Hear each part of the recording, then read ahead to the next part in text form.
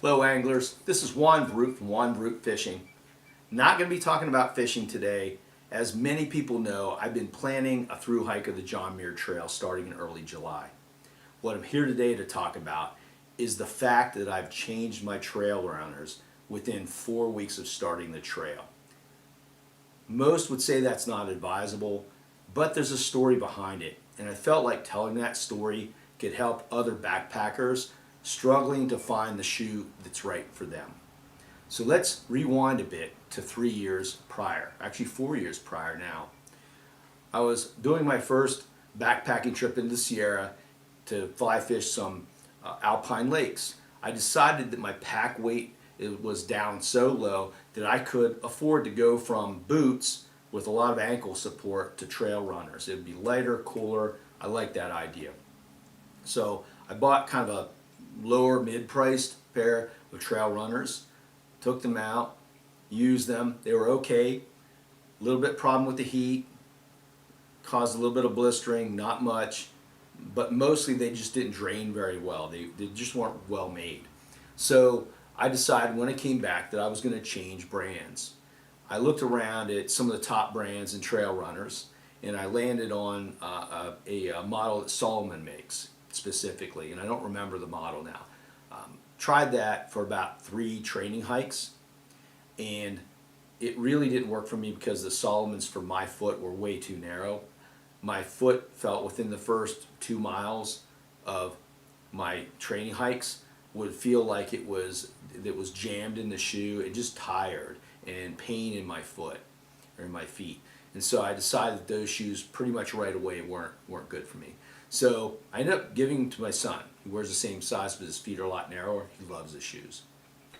So moving from that pair of shoes, I looked around for something with a bigger, wider toe box. I knew I needed that. I could tell that right away when I had the Salomons. So I looked around a little bit, and I landed on a company called Topo Athletic, and this pair of shoes right here, Ultra Ventures. This is the pair I bought. These are old and worn out now, but this is the pair I got. I've got the treads on these things are almost worn down to nothing, and I've got several hundred miles on them. I actually used them for the last time on my hike in the Smoky Mountains last year. We spent over a week there hiking in the Smoky Mountain National Forest in a really remote area, just blue lining for brook trout. It was an awesome time. These shoes performed really well. I did, though, towards the last day, because we had our longest hike. We had hiked out and moved a couple base camps, and we had, I'd say, about a 12-mile stretch to get back to the takeout point where a boat would meet us at a lake and take us out of the mountains.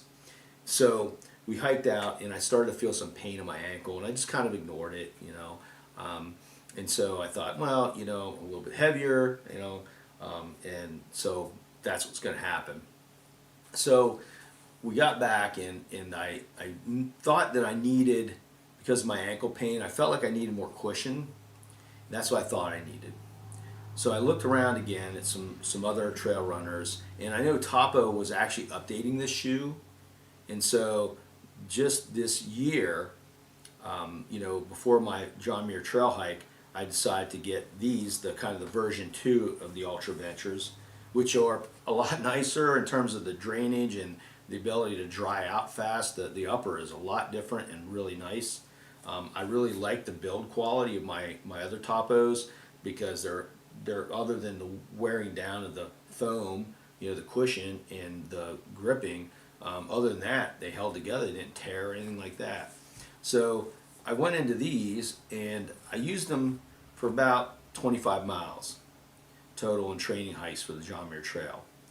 And I started to feel a lot of ankle pain, and it got worse. And it wasn't just that pain from training. It was more of a pain that was like this repetitive motion injury, especially my ankles and my knee, and then it spread to my hip. And so I had all this pain, and I just kept thinking, well, maybe my gait is off, maybe I'm not walking right, I'm stepping different on one foot versus the other, pushing off different, when I was going uphill. So I was doing a lot of training, and I thought to myself, my ankle's really getting to the point now where it's getting serious, and it's going to cause me not to be able to complete the John Muir Trail. So that was probably about 5 weeks ago. When I got back from my training hikes, one of the things I noticed, because I competed in athletics at an extremely high level during most of my young adult life, and I'm good at reading my body and my pain versus workout pain versus real pain that's headed towards an injury. And one thing that I noticed when I came back is this. I had these sandals. These are made by Zero Shoes. These are Barefoot Sandals, really minimalist sandals. They got about a 2 millimeter tread on them. And I really like these a lot. One of the things I noticed is when I put these on when I came home and wore them around the house and outside, my ankle almost instantly started to feel relief. Like just felt a lot better.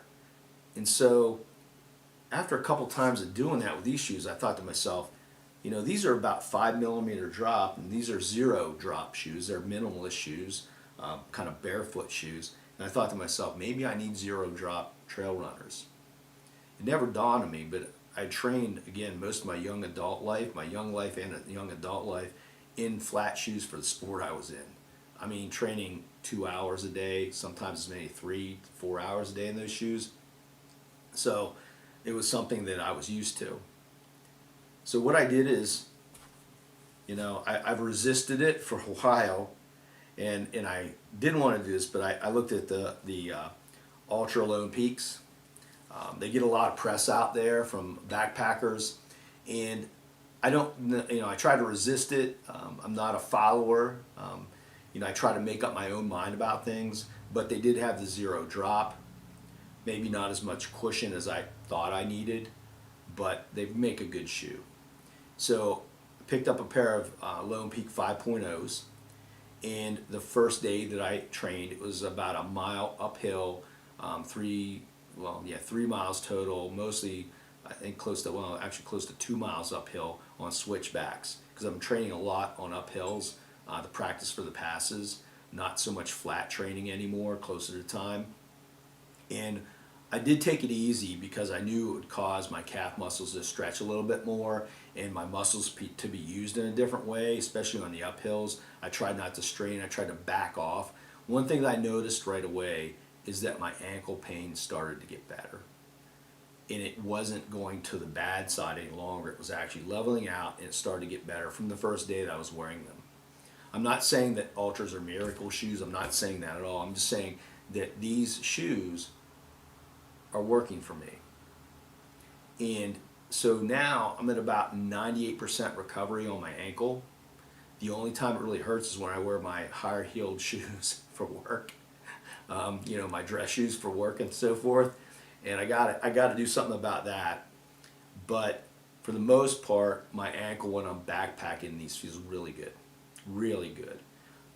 And the swelling has gone down even while I was training, as I was training each day. I've been using these about 2 weeks now, and I've actually gone to wearing them around town and stuff like that. I don't want to do it because these are my good hiking, backpacking shoes, but they definitely made my ankle feel better. I mean, the uppers are nice. I mean, they're well built. Not going to go. This isn't about the shoe itself, but it's about my discovery of the shoe. Obviously it's a good quality shoe. It looks like it's got good drainage. Obviously wide toe box for my wide feet, zero drop that I thought I needed and found out I did need later. So these are really good shoes. They're really working for me. So the two things I learned from this process really, and I should have known better. Number one is I should have started out by going to some type of a pro shop.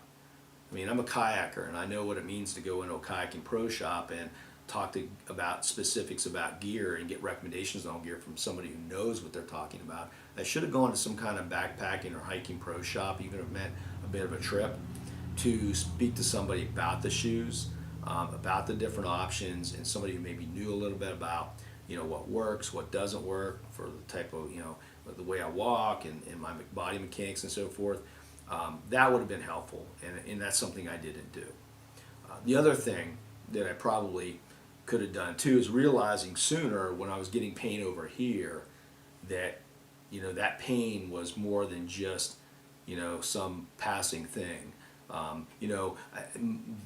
I think what we need to learn to do is listen to our bodies. As much as we want some shoes to work, I know people who are in Lone Peaks that want them to work for them, and they're not working for them, right?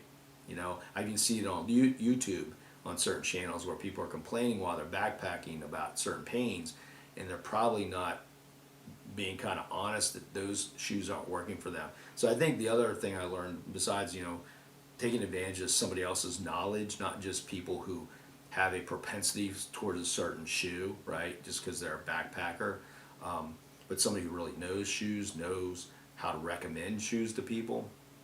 But the other thing is, like I said, is listening to your body and not getting caught up as much in what you do want to do, what you don't want to do, and really listen to your body when you're backpacking, when you're out there moving, and making decisions based on that. And if your body's telling you you need to do something different, then you probably want to start looking at something different, at changing things up and trying to solve the problem.